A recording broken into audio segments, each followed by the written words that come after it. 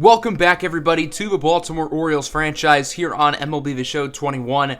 Today, we are going to go through pretty much the rest of the month of August. Our Orioles are currently 52-63, 11 games under 500.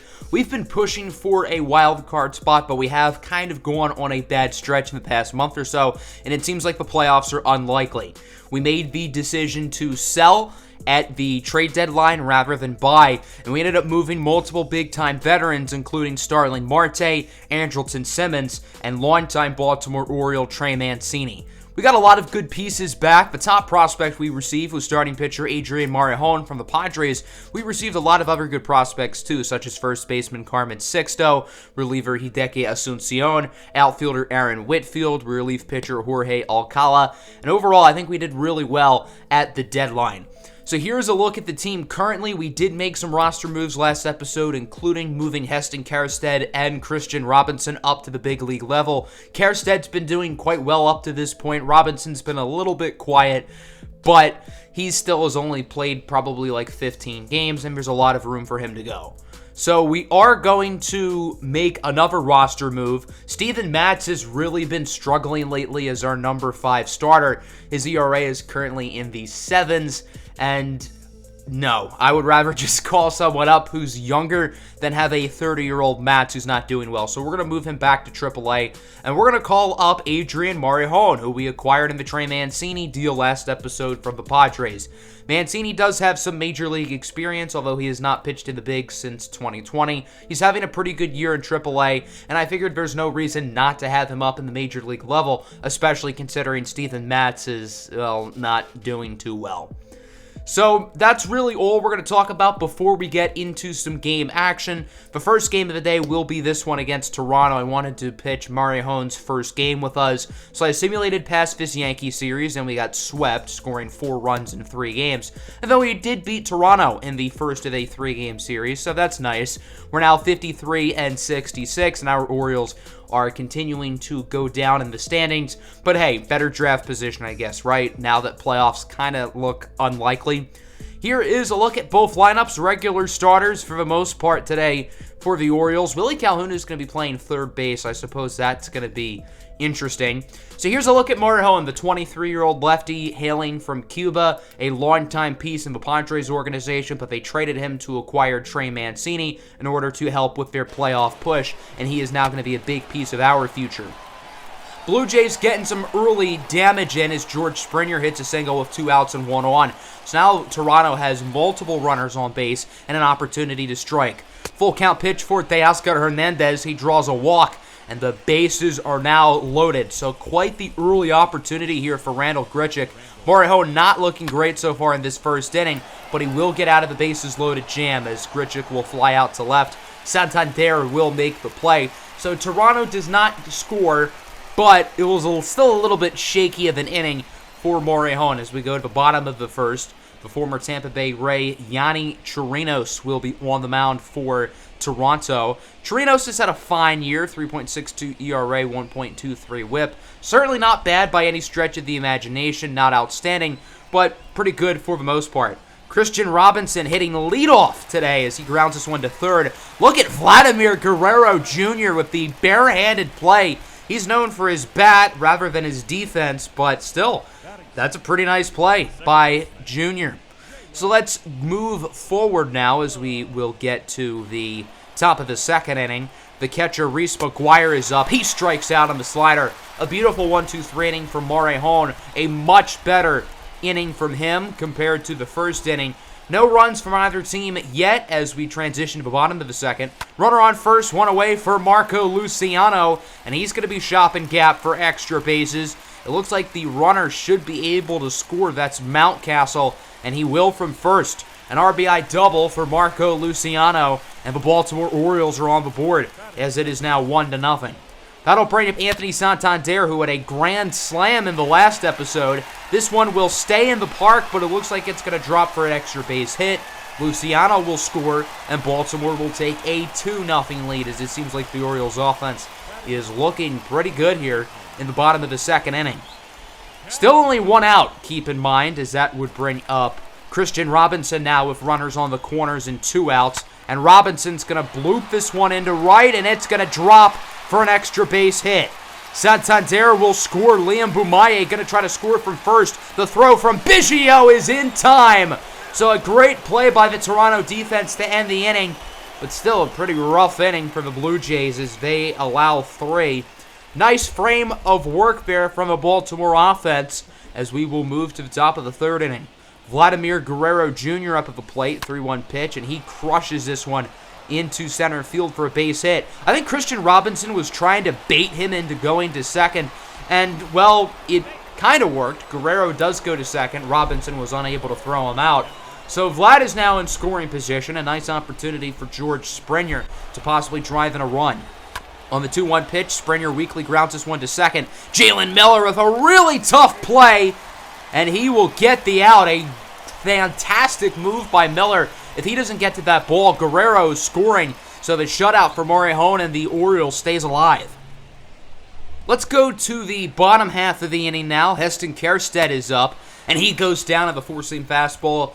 Good inning of work from Yanni Chirinos as Baltimore will maintain the 3-0 lead.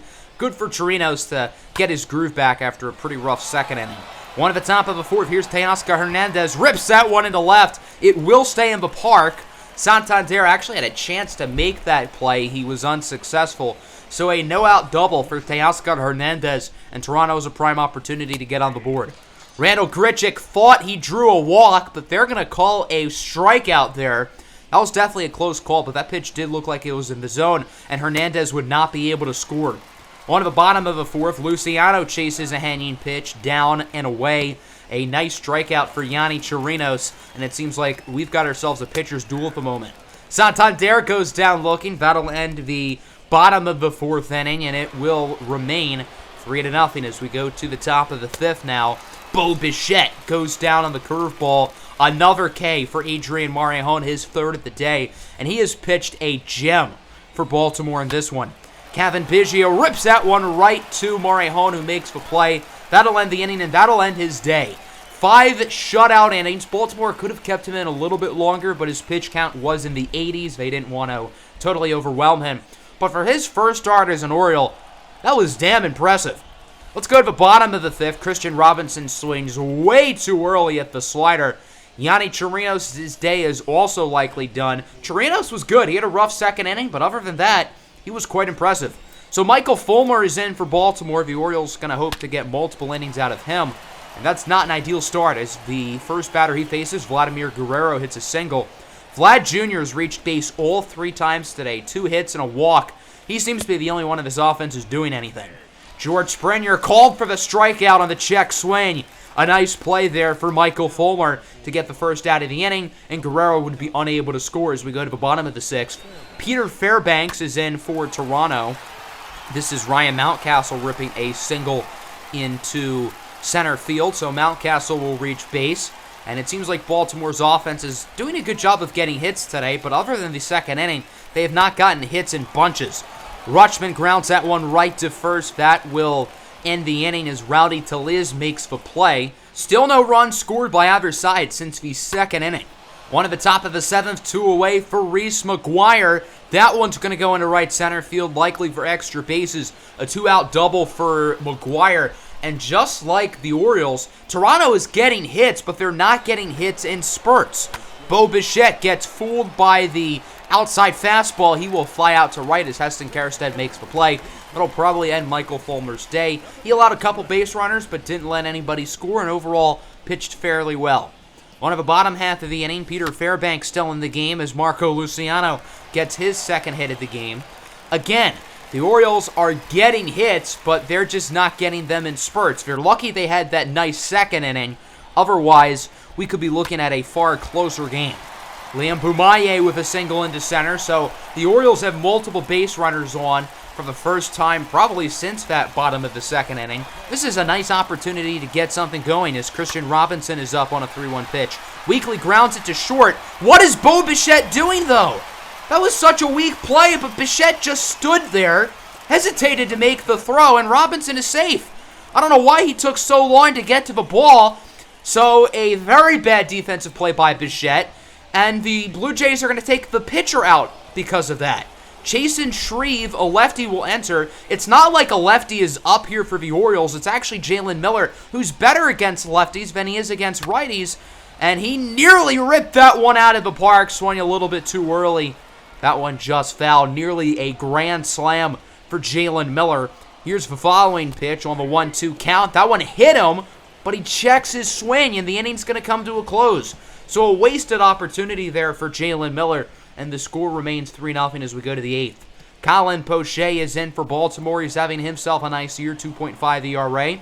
Full count pitch here for George Springer. That would have been an easy ball forward, but Springer gets caught chasing on the splitter. And now let's go to the top of the 9th. 3-0 remains your score. Sir Anthony Dominguez is on for the save.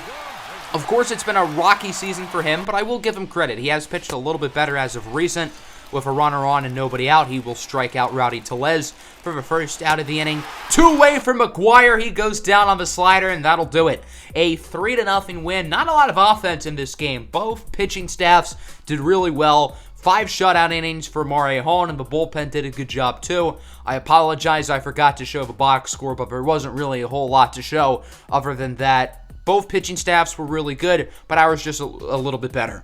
So we're going to simulate these next 6 games, go to this series against Kansas City, and we did not do well in that 6-game stretch, going 1-5. So clearly, the tanks are in full force, and it's time to embrace losing for the next month, because it doesn't look like this team is going to win a ton of games. Really, at this point in the year, now that playoffs is officially out of the realm of possibility, we're not eliminated yet. We're not going to be eliminated for a while. But being 16 games under 500 in late August, let's be real, we're not making the playoffs. So at this point in the year, it's really just figuring out which young players are doing well, which guys we want to build around. Christian Robinson's average has gone up to 266. He's been doing a lot better lately. So John Means will be getting the start today for the O's. He's had a nice year, 10-6 record, 3.3 ERA, 1.09 WHIP. Obviously the strikeouts aren't there, but he's not a strikeout guy. And overall, he is doing fairly well this year. Adalberto Mondesi starts the game with a single. Not the guy you want on base if you're the Orioles, because Mondesi, he's got some wheels. He can run. 95 speed, 97 stealing. He's going to go here. Doesn't really matter because Andrew Benintendi rips a hit. Christian Robinson fields it horribly. So Mondesi should be able to score fairly easily. Benintendi's headed to third. That's going to be an RBI triple for Andrew Benintendi, and the Kansas City Royals are on the board. They lead 1-0. This is a big game for the Royals. They're currently barely the second wild card, and they need all the wins they can get. Jorge Soler draws a walk, and it seems like John Means is really struggling to start this game off. Hunter Dozier is now up as that one goes to second. Goes off of Miller's glove, and he still catches it. What a play by Jalen Miller, showing off incredible hand-eye coordination. We got to look at that play again. It bounced off his glove, but he somehow was still able to catch it. I don't know how he did that. Bases are now loaded for Michael Taylor. He singles into center, 2-run score, and the Kansas City Royals lead 3-0 as the throw from Robinson is just off the mark. So it seems like the nice defensive play by Miller really isn't going to do much because Kansas City's offense is still doing well. The former Oriole, Hanser Alberto, draws a walk, and the bases are loaded again. That'll bring up Carlos Santana on the 3-2, grounds this one to Jalen Miller. He will get the out at first, but a rocky inning there for John Means and company as Kansas City scores 3, and they could have gotten a lot more. They left the bases loaded, so the Royals have to feel like they could have gotten some more in, but I still think they're happy with that inning because they scored 3. J.C. Cloney, the lefty, getting the start for Kansas City today. He's had a pretty below-average year, but he does have some early run support, which definitely bodes well for him as he strikes out Jalen Miller. One at the top of the second, Adalberto Mondesi leading things off, and this one's going to go over the fence for a solo home run. So it seems like the Royals' offense is just going to continue to dominate as Mondesi gets his 12th of the year. And at this point, I think it's very clear that this is not John Means' day. He faced 10 batters, 7 of them reached base, 4 scored. And the manager, Carlos Feebles, is going to have a discussion with him, going to take John Means out of the game here. And the long reliever, Rory O'Sullivan, will enter. The Orioles are definitely going to be hoping for a good 4 or 5 innings out of O'Sullivan. Just try to get out of this disaster of a start. He does strike out Jorge Soler, and the Royals would be unable to get anybody across in the top of the second inning as we transition to the third. Cam Gallagher leading things off. He goes down looking on the cutter, and it seems like Rory O'Sullivan's doing a lot better than John Means did, which is good to see. Michael Taylor now strikes out on the slider. O'Sullivan with his third K of the day, and we now go to the bottom of the third. Orioles offense trying to get something going. They've not got anyone on base yet until now, as Marco Luciano gets a nice base hit there. Luciano, of course, has had a rocky season, but he's only 19 years old. He is definitely showing signs of improvements. Heston Kjerstad strikes out. Kjerstad currently on a little bit of a cold streak. He started his major league career off on a hot streak, but he has completely crashed down to earth the past couple of weeks. 2 on, 1 away for Robinson, who grounds into a 4-6-3 double play. And J.C. Cloney is doing really well. 3 shutout innings. The Orioles mascot is very disappointed in the double play as we go to the 4th inning now. Look at this play by Christian Robinson. That's the great thing about Robinson. His bat is not his specialty. It's his ability to defend in center field. He has a great arm. He has a great glove. And, of course, he has great range and athleticism. Bottom of the 4th, Mountcastle with a single into right field. So the Orioles get themselves another base runner. The offense is starting to get some hits now. It's just a matter of getting hits in bunches, trying to drive some guys in. Willie Calhoun grounds that one to second, another 4-6-3 double play. So right when the Orioles are getting base runners on, they're grounding into double plays and not taking advantage of the opportunities. 4-0 remains the score. Let's go to the 6th inning now, as Rory O'Sullivan is just dominating right now. He gets Hanser Alberto out there. 5 shutout innings for Rory O'Sullivan, who has been great since John Means was taken out of the game. It's unfortunate the offense has done literally nothing today. Here is Christian Robinson, currently 0 for 2. He hits that one pretty high and deep in a right center field. Does it at the distance? Not quite, but it will go for a ground rule double. So Robinson reaches base. He's got some speed. The Orioles have a nice opportunity to drive him in. 2 away now. Robinson on third for Mountcastle. Weekly flies that one out to center. And you can make that 6 shutout innings for J.C. Cloney, who has pitched excellently in this game. We've got ourselves another pitcher's duel. Nothing going since the top of the 2nd inning as Adalberto Mondesi grounds that one to short, but he gets to first base in time. A bad play by Willie Calhoun, who is not a natural first baseman, and that's been painfully obvious today. Mondesi will steal second successfully, his 30th stolen base of the year. I told you this guy's got some wheels. That'll bring up Andrew Benintendi, who singles into center. Mondesi will score, and that is the first run that Kansas City has driven in since Rory O'Sullivan's been entered into the game. And it's not even an earned run against O'Sullivan because Mondesi only reached base due to the error. Jorge Soler goes down looking. That'll end Rory O'Sullivan's day. 6 innings, 1 run scored, 0 earned runs allowed. He was phenomenal. It's just unfortunate that the offense really has not gotten anything going at all. Here's Willie Calhoun leading off the bottom of the 7th, going to try to make up for his error, and he sort of does. He singles into center. So the Orioles got themselves an early base runner. This is the opportunity to start a rally, get some runs across, get back in this game. 2 away now for Marco Luciano. Hits that one pretty nicely in a right, but it is caught. You can make that 7 shutout innings for J.C. Cloney, and he's not showing any signs of slowing down. Wouldn't be surprised if Kansas City chooses to keep him in the game a little bit longer as we go to the 8th. Travis Lakins will check in for his 25th appearance of the year. He's, of course, been very good and very consistent, but his day would not start off too hot as that one goes bouncing off the wall for extra bases. A quick double for Kansas City, and they're trying to add some insurance runs. They're not comfortable only being up 5-0. Cam Gallagher, the following batter, grounds that one to third. And again, Willie Calhoun misses it. So Gallagher reaches base. Now there's 2-1 and nobody out. And at this point, Willie Calhoun will be replaced from the game. He's already caused 2 errors. Santiago Rivera, who actually can play first base sufficiently, will check in. And then the following 3 batters would be retired as that one is flown out to right. So Travis Lakins found himself in an early jam with 2-1 and no outs. But he was able to get through the rest of the inning fairly cleanly, and it remains 5-0. Bottom 8, Cloney still in at 106 pitches, striking out Christian Robinson on the full count. That's probably going to end J.C. Cloney's day. A gem of a performance, 8 shutout innings, and we go to the 9th inning now as Felix Rosa will enter. The Orioles have to think they're not really going to win this game. They want to get their young pitchers some experience and confidence, but this certainly will not help his confidence. A 3-run blast by Jorge Soler, his 35th of the year, 422 feet. And I think that's definitely the dagger on this one, as it's now 8-0. The Royals offense is not done. The following batter, Hunter Dozier, lifts this one into left, and it will scrape over the fence. Back-to-back home runs for Kansas City. They now make it 9-0. So a pretty rough inning for Felix Rosa. He allows 4 earned. Scott Barlow will check in to finish this one off here for Kansas City in the bottom of the 9th inning. And on the 2-1 pitch, he would do that fairly easily, as this one is going to be weakly hit to center. Michael Taylor makes the play, and the Kansas City Royals will win it. Final score 9-0. This was just a textbook bad performance by the Orioles. The offense was not good. The defense was not good. The pitching was up and down. I mean, Rory O'Sullivan was great in this game. He pitched 6 phenomenal innings.